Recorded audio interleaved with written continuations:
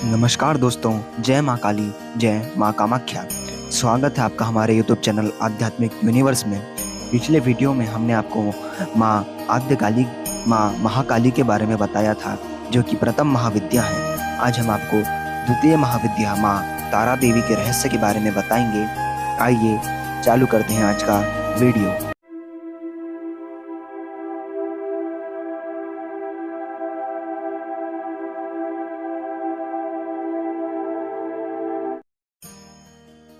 तारा देवी कौन है? तारा देवी भगवती काली को ही नील रूपा होने के कारण तारा देवी भी कहा गया है। वचनांतर से नाम तारा का रहस्य यह भी है कि सर्वदा मोक्ष देने वाली, तारने वाली, इसलिए इन्हें माँ तारा भी कहा जाता है। महाविद्याओं में द्वितीय स्थान पर परिगणित हैं। अनायास ही वाक्य शक्ति प्रदान करने में समर्थ है, इसलिए इन्हें नील सरस्वती भी कहते हैं। तारा देवी भयंकर विपत्तियों से भक्तों की रक्षा करती हैं, इसलिए उग्र तारा इनका नाम है। बृहनील तंत्र आदि ग्रंथों में मां तारा के स्वरूप की विशेष चर्चा है। हयग्रीव का वध करने के लिए इन्हें नील विग्रह प्राप्त हुआ था। ये शव रूप शिव पर प्रत्यालीन मुद्रा में आरूढ़ है। तारा माता नील वर्ण वाली, नील कमलों के समान 3 नेत्र वाली तथा हाथों में कैंची, कपाल, कमल और खड़ग धारण करने वाली है। ये व्याघ्र चर्म से विभूषिता तथा कंठ में मुंडमाला धारण करने वाली हैं। तारा देवी की साधना शत्रुनाश, वाक्य शक्ति की प्राप्ति तथा भोग मोक्ष की प्राप्ति के लिए तारा अथवा उग्र तारा की साधना की जाती है। रात्रि देवी की स्वरूपा शक्ति तारा महाविद्याओं में अद्भुत प्रभाव वाली और सिद्धि की अधिष्ठात्री देवी कही गई है। भगवती तारा देवी के 3 रूप हैं, तारा, एक जटा और नील सरस्वती। तीनों रूपों के रहस्य, कार्य, कलाप तथा ध्यान पर स्व पर भिन्न है, किंतु भिन्न होते हुए सबकी शक्ति समान और एक है। भगवती तारा की उपासना मुख्य रूप से तंत्रोक्त पद्धति से होती है, जिसे आगम तंत्रो पद्धति भी कहते हैं। इनकी उपासना से सामान्य व्यक्ति भी बृहस्पति के समान विद्वान हो जाता है। वशिष्ठ जी मां तारा के प्रथम उपासक हैं। भारत में सर्वप्रथम महर्षि वशिष्ठ ने तारा माता की आराधना की, इसलिए तारा को वशिष्ठाराधिता तारा भी कहा जाता है। वशिष्ठ ऋषि ने पहले मां तारा की आराधना वैदिक रीति से प्रारंभ की थी, जो सफल ना हो सकी। उन्हें अदृश्य शक्ति से संकेत मिला कि वे तांत्रिक पद्धति के द्वारा, जिसे चीनाचारा कहा जाता है, उपासना करें। जब वशिष्ठ जी ने तांत्रिक पद्धति का आश्रय लिया, तब उन्हें सिद्धि प्राप्त हुई। यह कथा आचार तंत्र में वशिष्ठ मुनि की आराधना उपाख्यान में वर्णित है। इससे यह सिद्ध होता है कि पहले चीन, तिब्बत, लद्दाख आदि में तारा देवी की उपासना प्रचलित थी। तारा माता का प्रादुर्भाव मेरु पर्वत के पश्चिम भाग में चौलना नाम की नदी के या चौलत सरोवर के तट पर हुआ था, जैसा कि स्वयं तंत्र में वर्णित है। महाकाल संहिता के काम कलाखंड में तारा रहस्य वर्णित है, जिसमें तारा रात्रि में तारा मैया की उपासना का विशेष महत्व है। चैत्र शुक्ल नवमी की रात्रि तारा रात्रि कहलाती है। बिहार के सहरजा जिले में प्रसिद्ध महिषी ग्राम में उग्र तारा का सिद्धपीठ विद्यमान है। वहाँ तारा, एक जटा तथा नील सरस्वती की तीनों मूर्तियां एक साथ हैं। मध्य में बड़ी मूर्ति तथा दोनों तरफ छोटी मूर्तियां हैं। कहा जाता है कि महर्षि वशिष्ठ ने यही तारा देवी की उपासना करके सिद्धि प्राप्त की थी। तंत्र शास्त्र में प्रसिद्ध ग्रंथ महाकाल संहिता में के गुह्य काली खंड में 10 महाविद्याओं की उपासना का विस्तृत वर्णन है। उसके अनुसार तारा का रहस्य अत्यंत चमत्कारजनक है।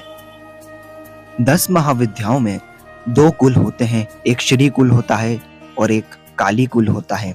मां तारा काली कुल में आती हैं। काली कुल में उग्र देवियों का वास है।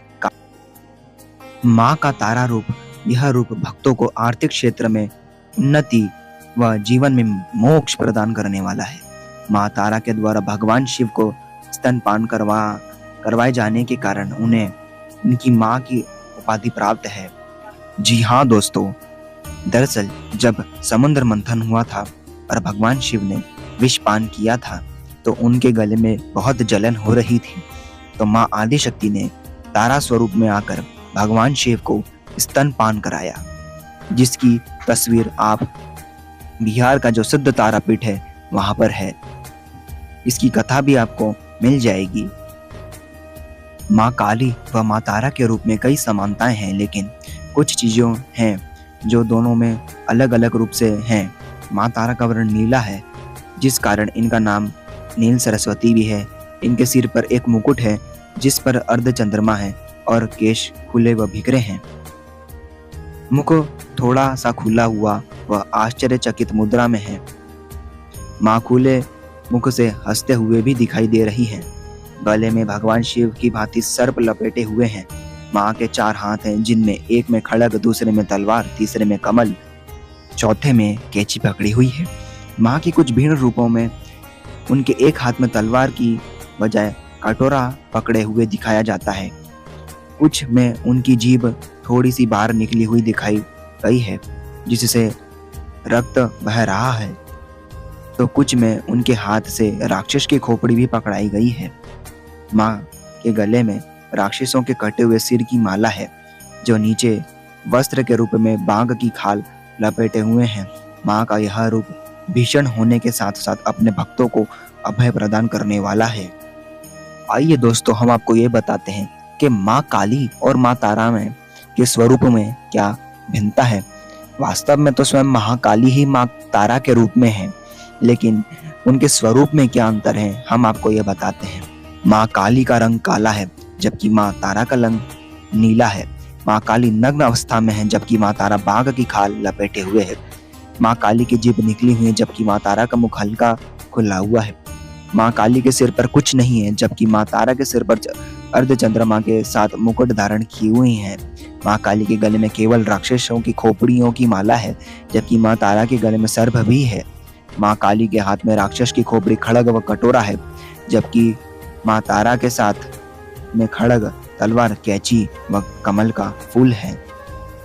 माँ तारा की साधना, जैसे कि दोस्तों आपको पता है, ये महाविद्याओं में आती हैं, तो मुख्य रूप से इनकी तांत्रिक द्वारा ही पूजा की जा सकती है।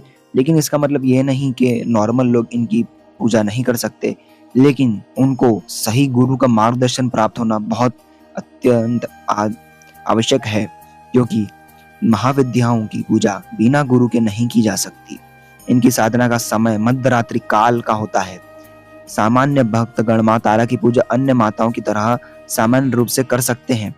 इसके लिए माँ के किसी भी रूप को सामने रखकर बस मन में तारा देवी के रूप का ध्यान कर माँ तारा के मूल मंत्र का जप करें। ऐसा करने से ही देवी तारा अपने भक्तों से प्रसन्न हो जाती हैं और उन्हें आशीर्वाद प्रदान करती हैं। देवी तारा महाविद्या की पूजा मुख्य रूप से गुप्त नवरात्रि में भी की जाती है, क्योंकि गुप्त नवरात्रि में महाविद्याओं की पूजा की जाती है और प्रकट नवरात्रि में नव दुर्गा की पूजा की जाती है। गुप्त नवरात्रि में माता रानी की 10 महाविद्याओं की पूजा ही की जाती है, जिससे में दूसरे दिन महाविद्या माँ तारा देवी की पूजा का विधान है। माँ तारा का रूप भले ही भयंकर व डरावना लगा सकता है, लेकिन है बिल्कुल इसके विपरीत। माँ तारा अपने भक्तों को इस भौतिक व सांसारिक दुनिया से पार लगाती हैं या तारती हैं, जिसका कारण यह है कि इनका नाम तारा पड़ गया।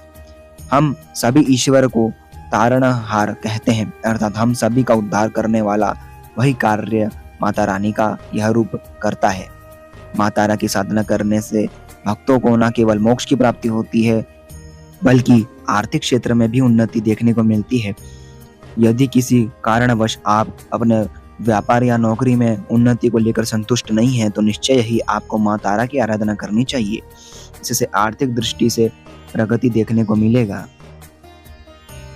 माँ तारा से संबंधित रुद्रावतार तारकेश्वर महादेव हैं।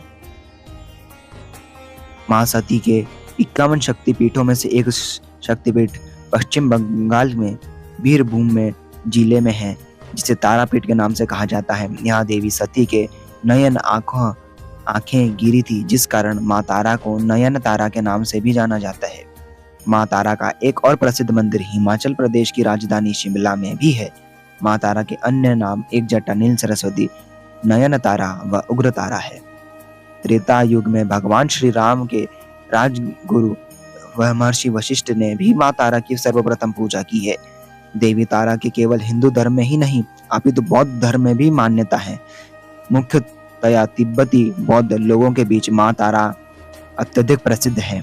वहाँ इन्हें संरक्षण प्रदान करने वाली व अपने भक्तों का उद्धार करने वाली माता के रूप में पूजा जाता है। कहीं कहीं महात्मा बुद्ध को भी माँ तारा के रूप में चित्रित किया गया है।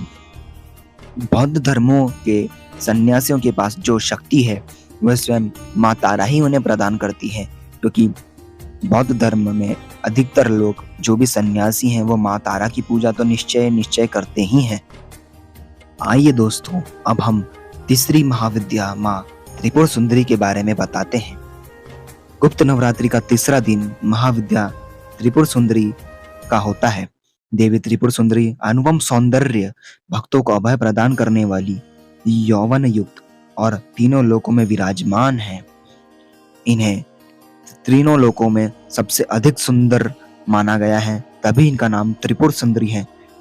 पूरे संसार में, विश्व में, ब्रह्मांड में इनसे बढ़कर सुंदर कोई नहीं है और इन्हें कई नामों से जाना जाता है। इन्हें राजराजेश्वरी, बाला, ललिता, मीनाक्षी, कामाक्षी, शताक्षी, कामेश्वरी कहा जाता है। और भी इनके अन्य नाम हैं। अपनी सुंदरता और मोहकता से देवासुर संग्राम में असुरों को वश में कर लिया था। कहते हैं कि त्रिपुर सुंदरी की आराधना करने वाले भक्तों को लौकिक और पारलौकिक शक्तियां प्राप्त होती हैं। देवी पुराण में माता की बहुत सी शक्तियों के बारे में बात की गई है। ये सिर्फ तंत्र साधना के लिए ही नहीं बल्कि सुंदर रूप को लिए भी विख्यात मानी जाती हैं। आइए जानते हैं इनके स्वरूप और इनके पीछे जुड़ी पौराणिक कथाओं के बारे में। और माँ त्रिपुर सुंदरी, जैसा कि आपको पता है कि 10 महाविद्याओं में दो कुल होते हैं, जिसमें से एक होता है काली कुल और एक होता है श्री कुल। श्री कुल की अधिष्ठात्री देवी स्वयं माँ त्रिपुर सुंदरी हैं। देवी त्रिपुर सुंदरी शांत मुद्रा में लेटे हुए सदाशिव की नाभि से निर्मित कमल आसन पर विराजमान है। चतुर्भुजी भुजाओं में देवी के पाश, अंकुश, धनुष और बाण। देवी के आसन को ब्रह्मा, विष्णु, शिव और यमराज अपने मस्तक पर धारण करते हैं। देवी 3 नेत्रों से युक्त है और मस्तक पर अर्धचंद्र धारण करती हैं। देवी त्रिपुर सुंदरी अपने भक्तों को ही हर प्रकार की मनोकामनाओं को पूरी करती हैं, उनकी हर विपत्ति को दूर करती हैं और उन्हें अभय प्रदान करती हैं। कहा जाता है कि देवी त्रिपुर सुंदरी की पूजा करने से आत्मिक बल, यश और कीर्ति की प्राप्ति होती है। पौराणिक कथाओं के अनुसार देवी त्रिपुर सुंदरी की उत्पत्ति का रहस्य सती वियोग के पश्चात भगवान शिव सर्वदा ध्यान मग्न रहते हुए हैं। उन्होंने अपने संपूर्ण कर्म का परित्याग कर दिया था, जिसके कारण तीनों लोकों में संचालन में व्याधि उत्पन्न हो रही थी। उधर तारकासुर ब्रह्मा जी से वर प्राप्त किया कि उसकी मृत्यु शिव के पुत्र द्वारा ही होगी। समस्त देवताओं ने भगवान शिव को ध्यान से जगाने के लिए कामदेव और उनकी पत्नी रति देवी को कैलाश पर भेजा। कामदेव के कुसुम सर नामक मोहिनी बाण से भगवान शिव पर प्रहार किया। परिणाम स्वरूप शिव जी का ध्यान भंग हो गया। देखते ही देखते भगवान शिव के तीसरे नेत्र से उत्पन्न क्रोध अग्नि में कामदेव को जलाकर भस्म कर दिया। कामदेव की पत्नी रति द्वारा अत्यंत दारुण विलाप करने पर भगवान शिव ने कामदेव को पुनः द्वापर युग में भगवान श्री कृष्ण के पुत्र रूप में जन्म धारण करने का वरदान दिया और वहां से अंतर्धान हो गए। सभी देवताओं और रति के जाने के पश्चात भगवान शिव के एक गण द्वारा कामदेव के भस्म से मूर्ति निर्मित की गई और उस निर्मित मूर्ति से एक पुरुष पैदा हुआ। उस पुरुष ने भगवान शिव की स्तुति करी। इसके भगवान शिव द्वारा उस पुरुष का नाम भांड रखा गया। शिव के क्रोध से उत्पन्न होने के कारण भांड तमोगुण संपन्न था और वह धीरे धीरे तीनों लोगों पर भयंकर उत्पात मचाने लगा। देवराज इंद्र के राज्य के समान ही भांडासुर ने स्वर्ग जैसे राज्य का निर्माण किया तथा राज करने लगा। तदंतर भांडासुर ने स्वर्ग लोक पर आक्रमण कर देवराज इंद्र और स्वर्ग राज्य को चारों ओर से घेर लिया। भयभीत इंद्र नारद मुनि के शरण में गए और इस समस्या के निवारण का उपाय पूछा। देवर्षि नारद ने आद्य शक्ति की यथा विधि अपने रक्त तथा मांस से आराधना करने का परामर्श दिया। देवराज इंद्र ने देवी की आराधना की और देवी ने त्रिपुर सुंदरी स्वरूप में प्रकट हो भांडासुर का वध कर देवराज पर कृपा की और समस्त देवताओं को भय मुक्त किया। माँ त्रिपुर सुंदरी को 10 महाविद्याओं में एक सौम्य कोटि की देवी माना जाता है। माँ त्रिपुर सुंदरी को महात्रिपुर सुंदरी, ललिता, ललितांबिका, लीलेशी, षोडशी, ललिता, लीलावती, लीलेश्वरी, ललिता गौरी और राजराजेश्वरी भी कहा जाता है। पंचांग के अनुसार मार्गशीर्ष शुक्ल पूर्णिमा तिथि को इनकी जयंती मनाई जाती है। भारतीय राज्य त्रिपुरा में स्थित त्रिपुर सुंदरी का शक्तिपीठ है। माना जाता है कि यहाँ माता के धारण किए हुए वस्त्र गिरे थे। त्रिपुर सुंदरी शक्तिपीठ भारतवर्ष में के अज्ञात 108 एवं ज्ञात 51 पीठों में से एक है। दक्षिणी त्रिपुरा उदयपुर शहर से 3 किलोमीटर दूर राधा किशोर ग्राम में राजराजेश्वरी त्रिपुर सुंदरी का भव्य मंदिर स्थित है, जो उदयपुर शहर के दक्षिण पश्चिम में पड़ता है। यहाँ सती के दक्षिण पाद का निपात हुआ था। यहाँ की शक्ति त्रिपुर सुंदरी तथा शिव त्रिपुरेश हैं। इस पीठ स्थान को कूर्म पीठ भी कहते हैं। षोडशी माहेश्वरी शक्ति की विग्रह वाली शक्ति है। इनमें षोडश कलाएं निपुण हैं, इसलिए षोडशी भी कहा जाता है। उल्लेखनीय है कि महाविद्या समुदाय में त्रिपुरा नाम की अनेक देवियां हैं, जिनमें त्रिपुर भैरवी, त्रिपुरा और त्रिपुर सुंदरी विशेष रूप से उल्लेखनीय है। त्रिपुर सुंदरी या ललिता माता का मंत्र 2 मंत्र हैं। रुद्राक्ष माला से 10 माला जप कर सकते हैं। जापने के नियम किसी जानकार से पूछना होगा। आपको माँ के मंत्र जपने से पहले एक अच्छे गुरु की आवश्यकता अवश्य पड़ेगी, जो आपको मंत्र प्रदान करेंगे और तभी आप उस मंत्र को जपने के अधिकारी हैं। माँ की बिना गुरु की पूजा बिल्कुल नहीं होती। माँ का जो यंत्र है वो यंत्रराज श्री यंत्र कहलाता है। उसकी पूजा बिना गुरु के नहीं की जा सकती। तो ये ध्यान रखने वाली बात है दोस्तों, कि जो भी माँ ललिता त्रिपुर सुंदरी की पूजा करना चाहते हैं, साधना करना चाहते हैं, उनकी सिद्धि प्राप्त करना चाहते हैं या फिर उनके मंत्र को सिद्ध करना चाहते हैं, उन्हें गुरु की आवश्यकता जरूर है। पहले एक अच्छा गुरु ढूंढिए, फिर ही आप ये सब कर सकते हैं।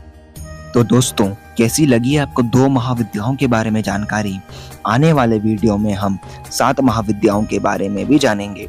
तब के लिए आप आपने अगर इससे पिछला वीडियो माँ काली रहस्य के बारे में नहीं देखा हो तो उस वीडियो को जरूर देखें, क्योंकि माँ काली तो प्रथम महाविद्या है। और अगर आपको यह वीडियो अच्छा लगा हो तो लाइक, शेयर, सब्सक्राइब अवश्य कीजिएगा। दोस्तों धन्यवाद। मिलते हैं अगले वीडियो में। जय माँ काली, जय माँ कामाख्या।